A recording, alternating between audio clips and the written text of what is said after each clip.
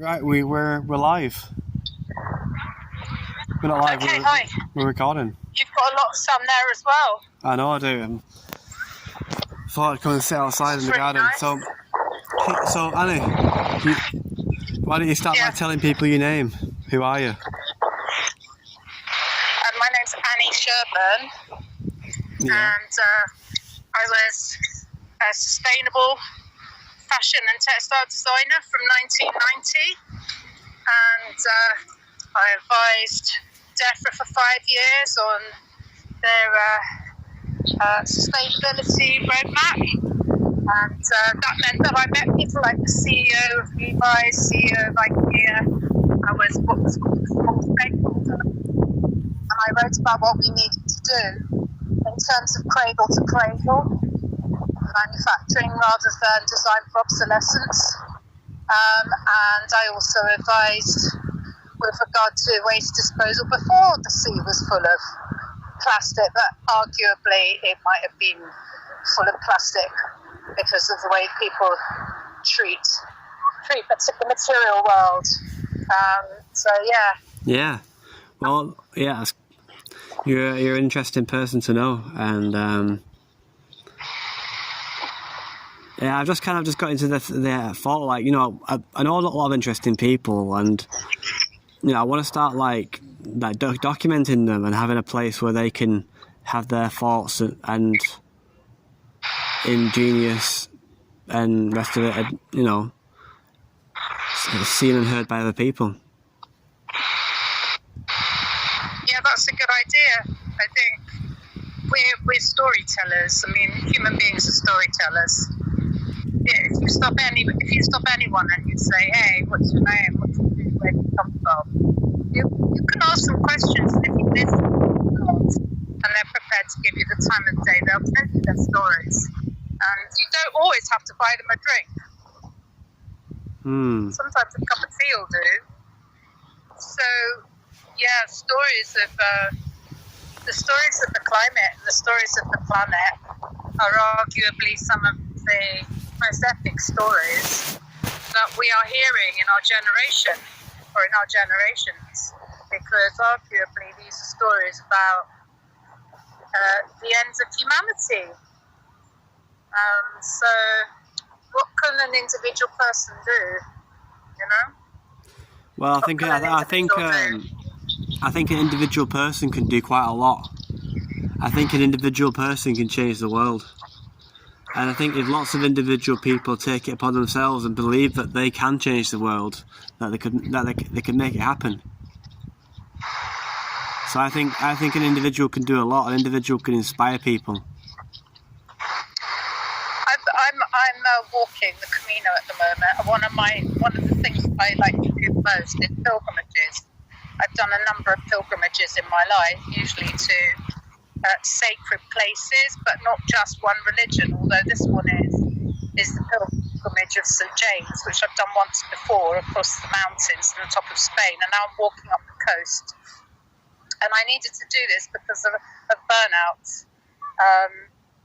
When I went up against the forces and the powers of the state and became a criminal in order to try to protect the planet, in order to join with a group of people who were trying to raise consciousness, simply asked the government to do a few things.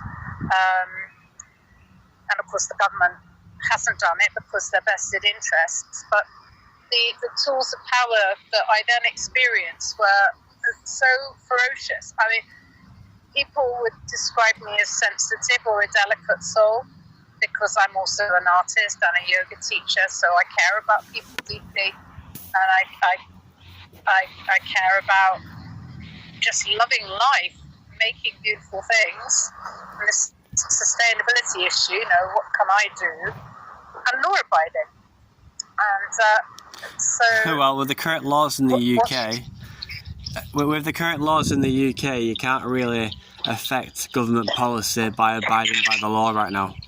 The government have made it very clear that they're making strikes illegal, they're making protests illegal, they're building more and more prisons, I think they're preparing just to log up all. They're preparing for mass protests. They're preparing for everyone going on strike and the country falling to bits by throwing everyone in prison and Yeah, I agree. making everything illegal and I taking think away they human are. rights. I mean, I'm not going to do anything like that again. I've got 2 kids, and in some respect, I thought I've lived my life, and I thought I would be stronger, and that I could just make that sacrifice. But in fact, it was horrific being locked up in a cell, and I couldn't cope with it. And it was horrific being threatened with all of the things they wanted to charge me with conspiracy. Can you tell me your first original story from when you was first arrested of Extinction Rebellion? What do you want me to do?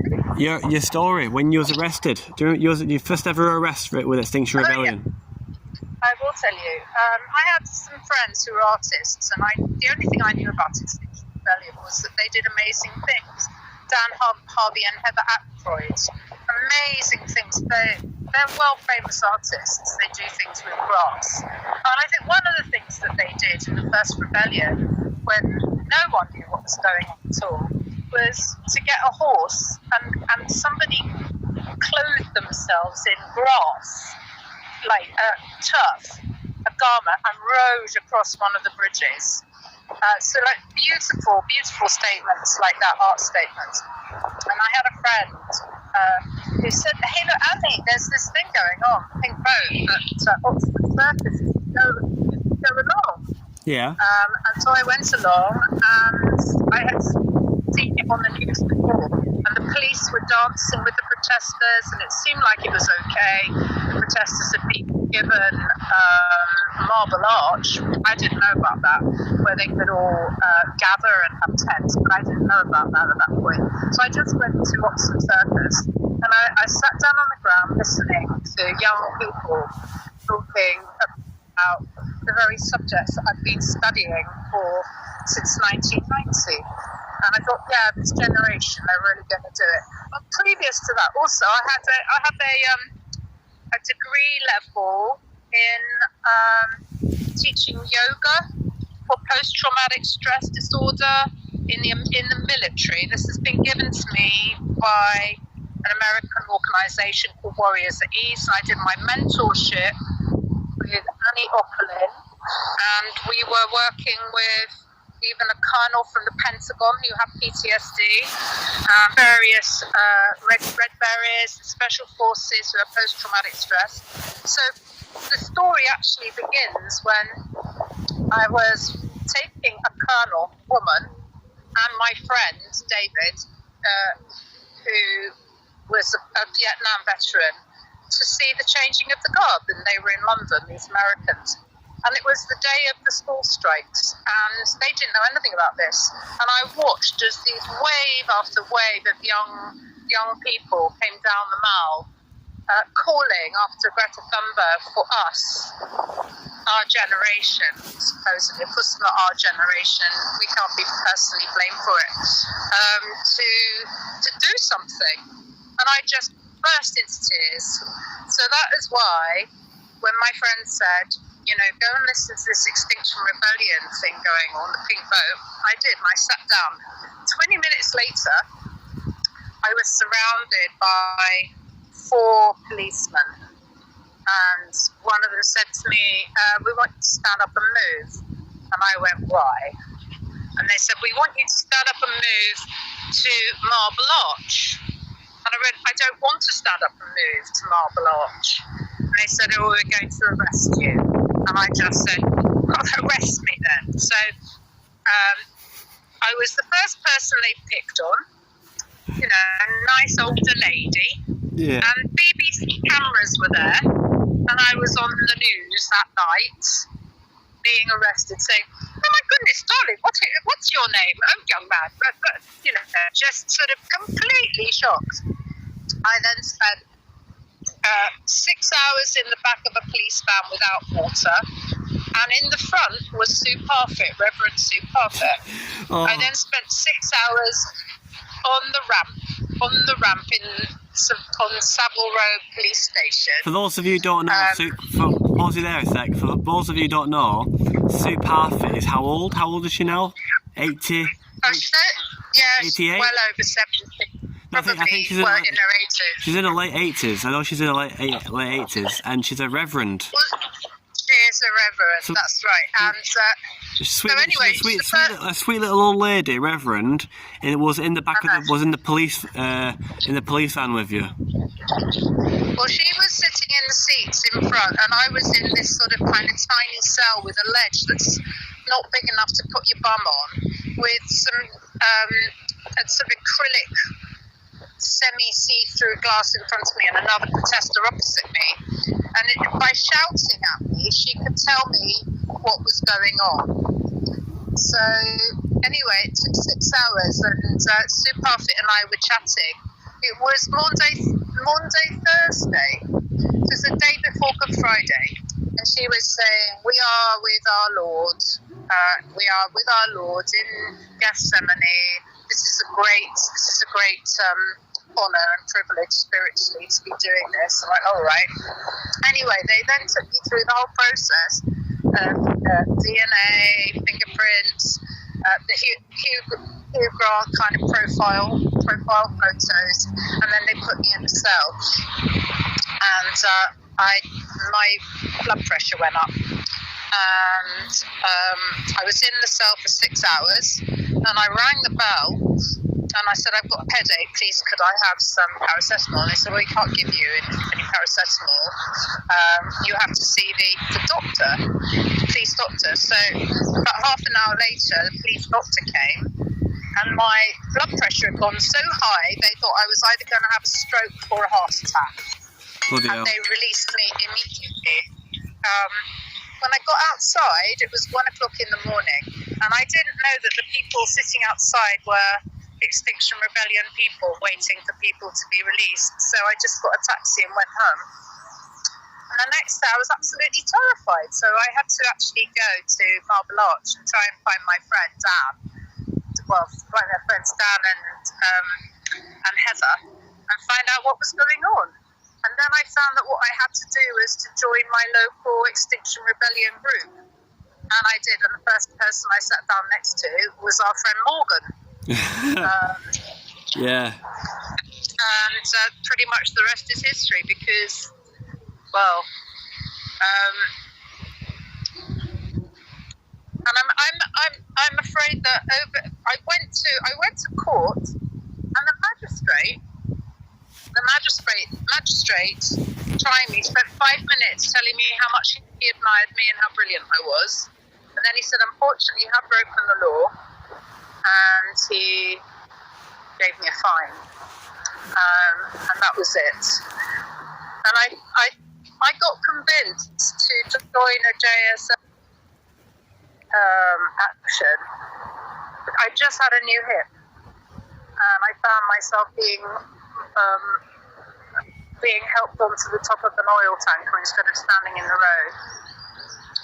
And it was terrifying to be surrounded by police and all of the lights on us, and some wonderful people, very, very much braver than me, on the top. And then I got down, and they put me in a cell, which was really horrible, because by then I had actually severe anxiety. This was on actual medication for it, which the police wouldn't give me. In the meantime, the Metropolitan Police were busy smashing my door down in my Victorian flat in London, and it broke the wall. It cost £2,000 to mend, but I finally was able to. And I actually had the key in my handbag. They could have just asked for it. And they released me they released me at 1 o'clock in the morning, and then I had to wait for the charges to come through. It was a wodge that thick, real sledgehammer to crack a nut, really. And in the end, I couldn't cope with waiting, and so when my case came up, I pleaded guilty, and I had to hire my own barrister, because because no one had got in touch with me with any legal support on my own law. What it's done to my children is absolutely appalling. What it's done to my relationships as well, because I found that my ardour, my innocence and my ardour and my courage have been too much for the men that I have dated, and they've all disappeared, all scarpered, all three of them, which is appalling, you know. I know. I believe, yeah. This podcast is not. It's not really about our relationships. Like, I'm gonna avoid talking about my relationships and relationships. Well, don't put it out. Don't put it out then. Really. Well, it's all right. You know, don't put it out, because that's why I'm here now. I'm here now because of an existential crisis. I actually think that the relationship aspect is really important, particularly with regard to what women are expected to be. You know, I'm supposed to be a nice middle class, getting to be slightly old woman who a few blokes quite liked and expected me to behave in a certain way. And I didn't. And I have been treated like shit as a result of it. And I think everybody knows and everybody cares about the planet and climate change. And no one knows what they can personally do until people form in groups, have community, do sharing, have their own solutions, and like snitching going on a roof, these little groups of people will form together, and that's the way forward, because there's no doubt that, you know, even if the governments continue doing what they're doing and rich people continue buying islands or digging holes in the ground so that they can hide, or trying to go to Mars, or whatever it is that they're doing, the individual people are going to have to deal with the sort of things coming down the line. And I think the most important thing is community and not expecting too much. And so, you know, it's really lovely to come to a place and be put up in a nice home, and it's all sort of beautifully made. And I just think, God, every house has got a toilet, every house has got a sink, every house has got dishwasher, every house is using energy, you know. And what can I say? What can I say about it? It's very easy, if this is what we're given as human beings to expect. And what we want to do is, essentially, the most important thing in life is to love and be loved in return. Yes. To have water, to have food, to have shelter, to have something to do which you consider to be interesting and of value, not just to yourself, but to the community around you. And if you have love, and you have a love of people around, friends, and the love of a good lover as well, then, you know, life does not get much better than that. And life can continue. And it is a story as old as time. It is about love. It's about being incarnate. And I am an extreme fiery person. And I believed in what I was doing, for which I have to be proud. But my experience of going up against that system, which I've been told protects us all. And it was paradoxical, and it was complicated, and it was difficult. And that's why I'm walking. I'm walking because I had 3 relationships that I believe each one of them might have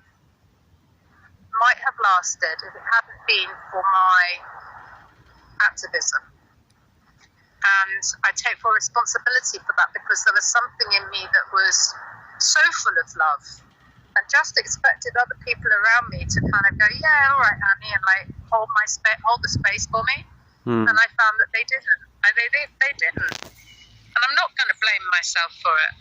So I am walking, like the song goes. Well, there's a song from South Pacific which goes, I'm I'm gonna wash that man right out of my hair. I'm gonna walk that stuff right out of my soul. I'm gonna walk that stuff right out of my soul because I want joy. And if I don't have joy in relationship, I want joy in me. And I had kids. I would love to have grandchildren. If I could still have children, I would have more children.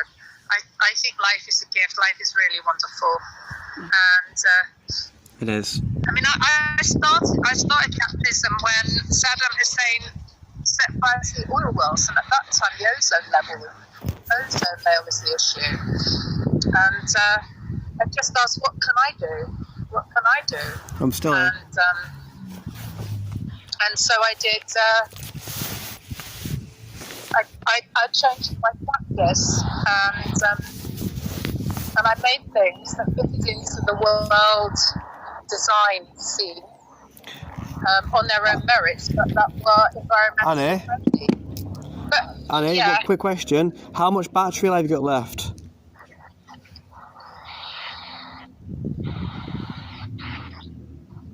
I'm just looking. 44%. I might need that. Well, maybe you could keep the camera off. Maybe it'll save more battery. And you can keep talking. How do I turn the camera off? Okay. Just press the camera button, turn it off, then close your screen and turn your screen off as well. And just use it as a phone. Yeah, I've done that. Okay. I mean, I don't know whether this is what you want to hear, the thing